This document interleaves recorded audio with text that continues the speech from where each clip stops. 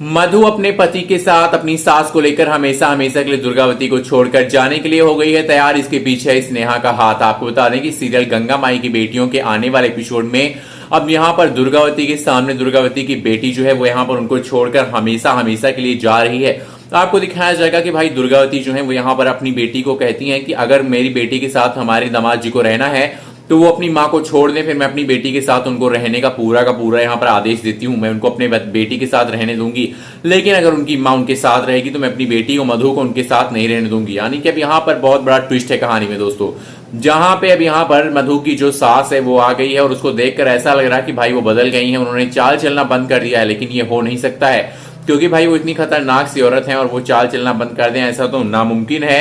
लेकिन अब देखना दिलचस्प होगा कि मधु की सास क्या सच में मधु के लिए बदल गई है, क्या वो मधु को अपने साथ रखना चाहती हैं। और स्नेहा की बात बिल्कुल सही है। तो आपको हम बता दें कि अब आपको दिखाया जाएगा कि स्नेहा जो है यहाँ पर दुर्गावती से कहेंगी कि अगर मैं आपके बेटे से कहूं कि आप अपनी माँ को और मुझ में से एक को चुनो, सिद्धू किसको चुनेगा। ये सुनकर दुर्गावती कहती है देखो ऐसी बातें कर कर तुम मुझसे यहाँ पर मेरी बेटी को यहाँ से जाने के लिए नहीं कहवा सकती हो, क्योंकि मैं अपनी बेटी को इस औरत के साथ नहीं रहने दूंगी। मुझे पता है कि मधु के लिए कौन सही है कौन गलत। दामाद जी को मैं उनके साथ रहने का आदेश देती हूँ, लेकिन हाँ मैं यहां पर मधु को उनकी सास के साथ रहने बिल्कुल भी नहीं दूंगी। मैं उसकी सास की सारी त्रिया चित्र जानती हूँ, मैं जानती हूँ उसकी सच्चाई क्या है और वो मेरी बेटी के साथ क्या क्या कर सकती है। यानी कि दोस्तों आपको दिखाया जाएगा कि आने वाले एपिसोड में अब मधु खुद ही अपने सास और अपनी पति के साथ रहने का यहाँ पर कहने वाली मैं अपनी सास के साथ रह लूंगी माँ, उसके लिए आपको दिक्कत करने की कोई जरूरत नहीं है।